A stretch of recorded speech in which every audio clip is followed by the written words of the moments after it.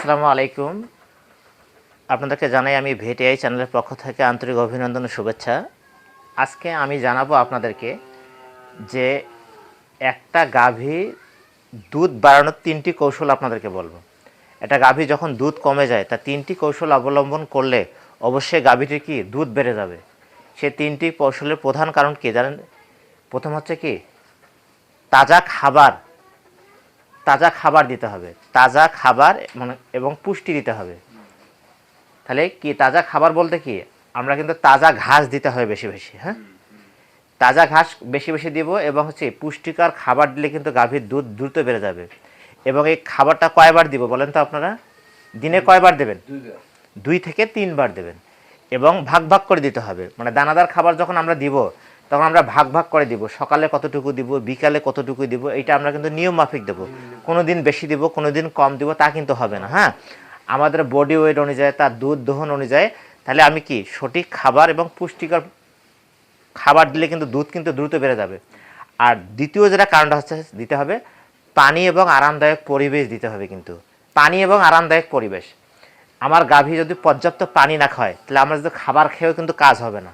মনে রাখতে হবে একটা গাভী 5 লিটার পানি খাইলে কিন্তু 1 লিটার দুধ দেয়। কয় লিটার? 5 লিটার পানি খাওয়ার পর কিন্তু 1 লিটার দুধ দেয়। যদি 5 লিটার তাহলে হচ্ছে যে পর্যাপ্ত পানি না খেলে কিন্তু আমার গাভী কিন্তু পর্যাপ্ত দুধ দেবে না। এই জন্য পর্যাপ্ত খাবার পানি দিতে হবে কি এবং আরামদায়ক পরিবেশ দিতে হবে। এখন দেখেন আপনার গাভী কিন্তু আরামদায়ক পরিবেশ নেই।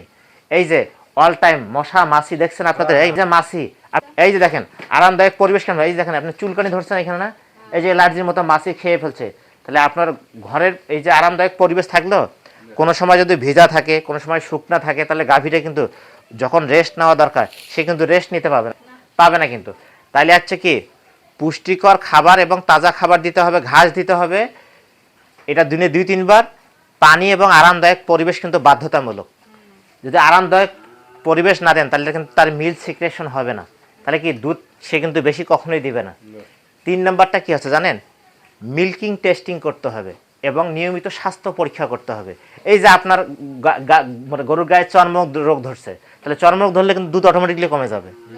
মাছি ধরছে, সে এইটার উপরে সবসময় কাজ করবে না, সে মিল্কিংটা দিবে। মিল্কিং টেস্টিং বলতে কি বোঝা জানেন?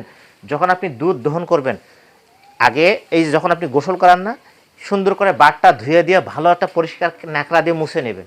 নেওয়ার পর তারপর আপনি ঠিক যথেষ্ট মানে যথা টাইমে দুধ দহন করবেন। প্রতিদিন যে নিয়মে করেন, যে টাইমে করেন, ঠিক ওই টাইমে আপনাকে দুধ দহন করতে হবে।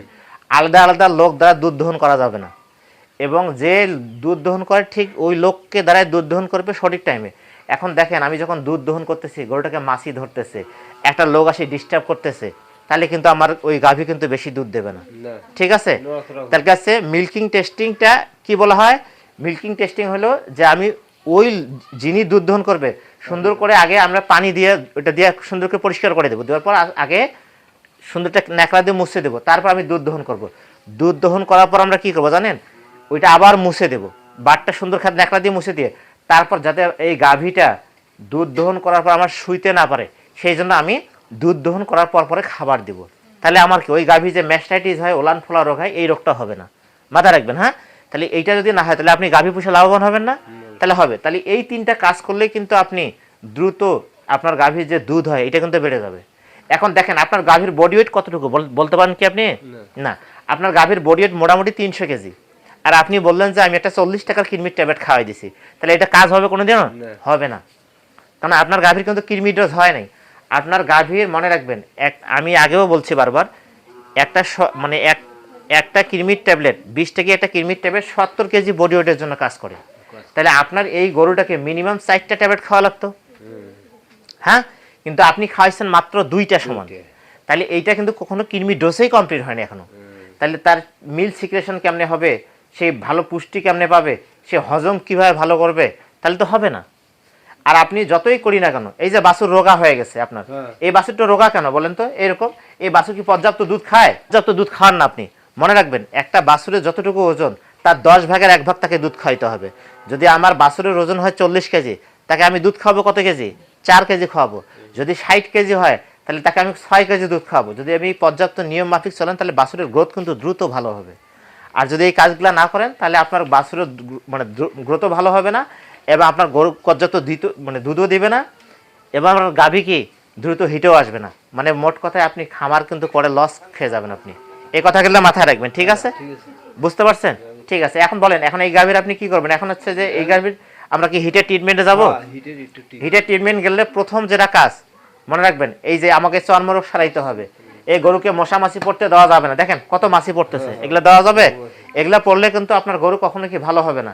এই যে আপনার এইটা, এই গরু পরিষ্কার করেন কিটা, এটা দি এই যে মোটরের পানি দিয়ে, আর কিছু না। আর কিছু দেন না? আর এই যে হুইল পাউডার দেয়। হুইল পাউডার দেওয়ার দরকার নাই, হুইল পাউডার দিয়ে জীবাণু মরবে না। আপনি ব্লিচিং পাউডার, হুইল পাউডারের দামের সাথে ব্লিচিং পাউডারের দাম কম। ব্লিচিং পাউডার আছে না, সপ্তাহে একদিন অন্তত ব্লিচিং পাউডার দিয়ে এটা ধুয়ে দেবেন, তাহলে দেখবেন এখানকার যে জীবাণু আছে জীবাণুগুলো ধ্বংস হয়ে যাবে। আপনার গাভীর এত সহজে ম্যাস্টাইটিস হবে না, এটা হবে না, খুরা রোগ হবে না, এটা হবে না, হবে এটা হবে না, কিন্তু এইটুকু করলে তো হয়ে যায়। এই কাজগুলো যদি আপনারা করেন মোটামুটি আপনারা খামারটা ভালো করতে পারবেন। আর একটা কথা কি, এই মশামাছি পড়তে না দেওয়ার কারণটা কি, আপনারা এইখান দিয়ে নেট দিয়ে দিবেন, নেট উপরে নেটের ছাউনি দিয়ে দিবেন। হ্যাঁ, এই জানলা প্রয়োজনে খোলা, এটা খোলা রাখবেন, এদিন নেট দিয়ে দিবেন, রাতের বেলা করে বন্ধ করে দেবেন, হয়ে গেল। তাহলে কি আলো বাতাস থাকতে হবে। দেখেন আপনার গরু কিন্তু আপনি এখানে রাখেন, রোদ পায় না, না রোদ পায় না। গরু মনে রাখবেন, গরু যদি রোদ পায়, হাঁটাচলা ভালো করে, তাহলে কিন্তু গরু আর দুধ বেশি দেবে। রোদ নেই। মাঝে মাঝে আপনারা কি এই যে ঘাস দেন না, গাভী ছেঁকার পর আপনার রোদে নিয়ে বাঁধবেন, একটু হাঁটাচলা করলে কি এর কিন্তু ব্যায়াম হয়ে যায়, এই গরুটা কিন্তু দ্রুত হিটে আসবে। হ্যাঁ, তাহলে ভিটামিন ডি না থাকার কারণে কিন্তু সমস্যা হচ্ছে। হ্যাঁ, এই জন্য মাঝে মাঝে আপনারা কি রোদের মধ্যে রাখতে হবে। হ্যাঁ, মনে রাখবেন, এটা কিন্তু খুবই জরুরি জিনিস। এই বিষয়গুলো যদি আপনি জানেন এবং এই তিনটা কারণ মানলে আপনার গাভী দ্রুত হিটে আসবে, এবং আপনার দেখবেন যে আপনি প্রতি বছরে একটা বাচ্চা পাবেন, তাহলে আপনার লস হবে না।